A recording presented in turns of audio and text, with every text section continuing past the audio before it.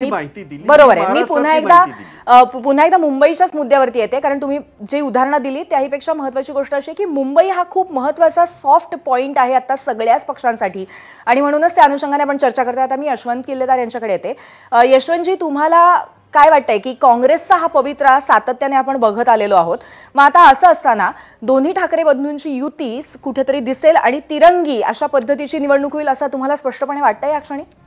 नाही, कसं आहे लक्षात घ्या की आता भाई जगतापांनी जो भूमिका मांडली ती योग्य आहे, रास्त आहे. त्यांनी अनेक स्थानिक स्वराज्य संस्थांच्या निवडणुका ह्या स्वतंत्र लढल्यात.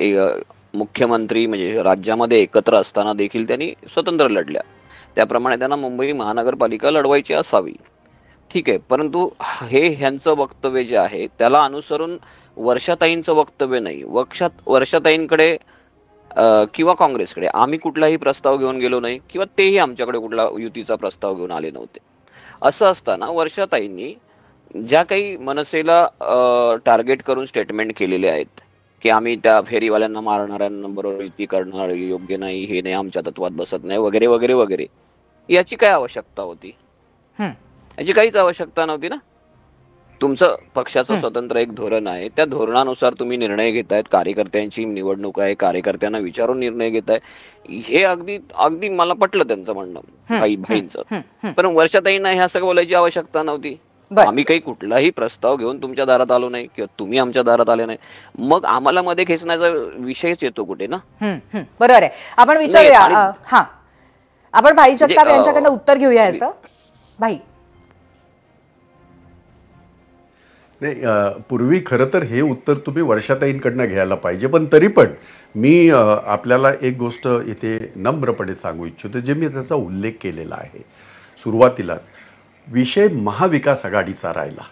महाविकास आघाडीमध्ये सन्माननीय राज ठाकरेजी किंवा त्यांचा पक्ष हा नव्हता, हे आपण लक्षात घ्या. हा मुळात मुद्दा आहे.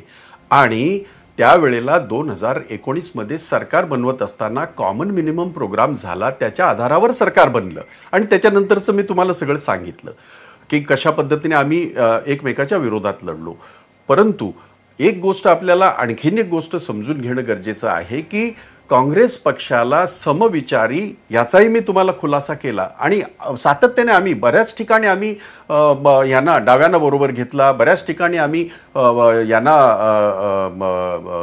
गवई गट असेल किंवा कवाडे साहेब असतील किंवा सुरुवातीच्या काळात जसं म्हटलं आठवले साहेब, हे सगळे गट आमच्याबरोबर राहिले. हे समविचारी गट म्हणून आमच्याबरोबर राहिले, आपण लक्षात घ्या. आणि म्हणून त्यांनी हा प्रस्ताव त्यांनी कुणाबरोबर देणं हा कधीही असा विषय नव्हता. उलट आणखीन एक गोष्ट तुमच्या ह्याच्या लक्षात आणून देतो. ज्या वेळेला ह्या सुप्रीम कोर्टाचा निर्णय आला 31 जानेवारीच्या अगोदर सगळ्या निवडणुका राज्यातल्या ह्या झाल्या पाहिजेत. त्याच्यानंतर जर वक्तव्य आपण बघितली असतील, अगदी यांची शिवसेनेच्या नेत्यांची, त्यांची वक्तव्य ही अशीच होती, आम्हाला एकटं लढायचं आहे. त्यांचे म्हणजे आता हे खरं तर बरं नाही दिसत, परंतु दानवे औरंगाबादचे, संभाजीनगरचे दानवे बोलायला लागले. भाई जगताप, तुम्हाला थोडंसं थांबवते, कारण याचाच उल्लेख